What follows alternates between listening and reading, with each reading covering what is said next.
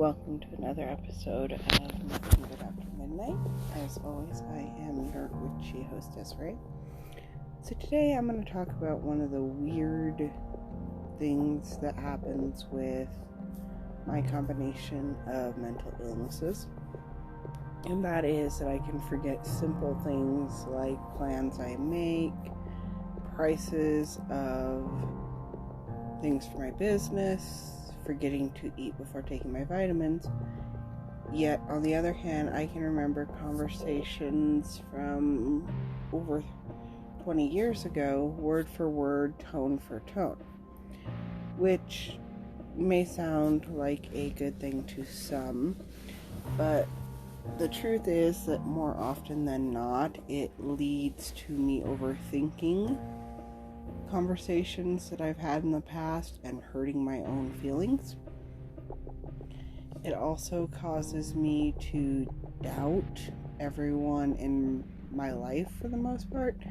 Anyone who claims to be my friend, I tend to doubt them because I can remember conversations that they probably don't, and it upsets me when they do things that we've discussed before or don't do things that we've discussed.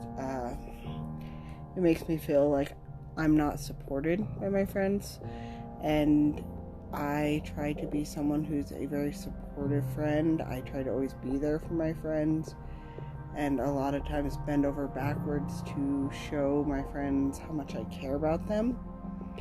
And so when I don't receive the same level of support and consideration, it tends to cause me to overthink.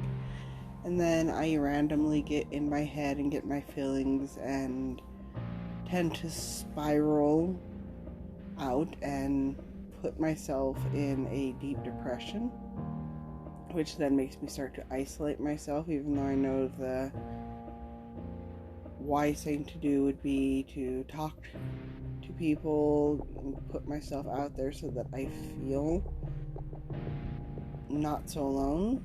But even in social situations where I'm around a lot of people, a lot of times I still feel alone and isolated, kind of like I'm the replaceable friend or the stand-in friend. I never really feel like I fit anywhere, and I've heard it described as imposter syndrome, where you always feel like you're an imposter in every situation. And really, that is the truth of my life, even in things that are my own doing, my own planning. I feel like I'm not qualified to do them. And I think that's part of why I get so in my head about making cakes for my kids and husband, is I feel like an imposter all the time, and it's just like this really weird mental health cycle. And I'll swing wildly from being super confident, I can do anything, to feeling like a failure in everything that I do. And it's like this really weird, isolating thing.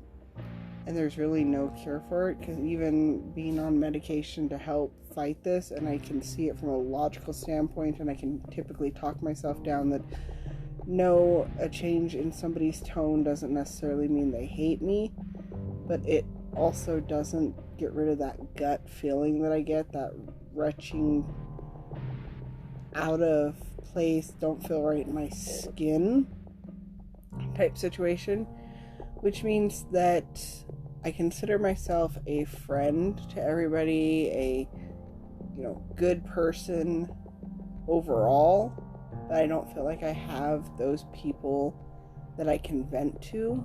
And if there is someone that I vent to, I'm always constantly wondering whether they're talking about the things I vented about, whether they're just trying to trick me, and it's this really horrible mental cycle that I wouldn't wish on anybody.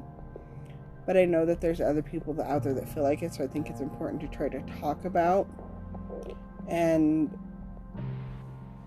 there's really no way to help somebody like me, because you could give us all the attention in the world, reassure us a million times, and there's still going to be that nagging voice in the back of our head saying that we're not good enough, we're not doing enough.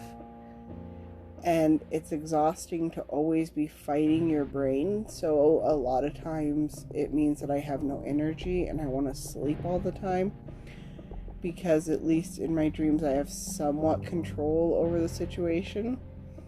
But when I get like this for long enough, I actually even get to the point to where even my dreams exhaust me, even sleeping exhausts me, because even in my dreams I can't control things, and it's always this somebody showing me affection, showing me friendship, me getting what I crave, and then it being ripped away from me for no reason. And after a while, it just kind of wears me down, and then I go through bouts of insomnia because I don't want to sleep, because why would you want to sleep when you feel that way? But then even when I'm not sleeping, I have no energy to do anything other than just kind of be and watch shows, and it's just horrible, sleepless, tired, tired cycle that is never ending for me. And sorry about that. Something else that I deal with that not a lot of people know is I've, for as long as I can remember, even as a child, had suicidal thoughts. I mean, I'm safe, I'm not making attempts, but they're always there. That's something that I have to talk myself out of constantly, because no matter the therapy I've done, no matter all the things that they tell you to do to help combat those thoughts, they don't go away. And it's the same thing with my depression is, being on medication helps, therapy has helped, hobbies help, but it doesn't make it go away.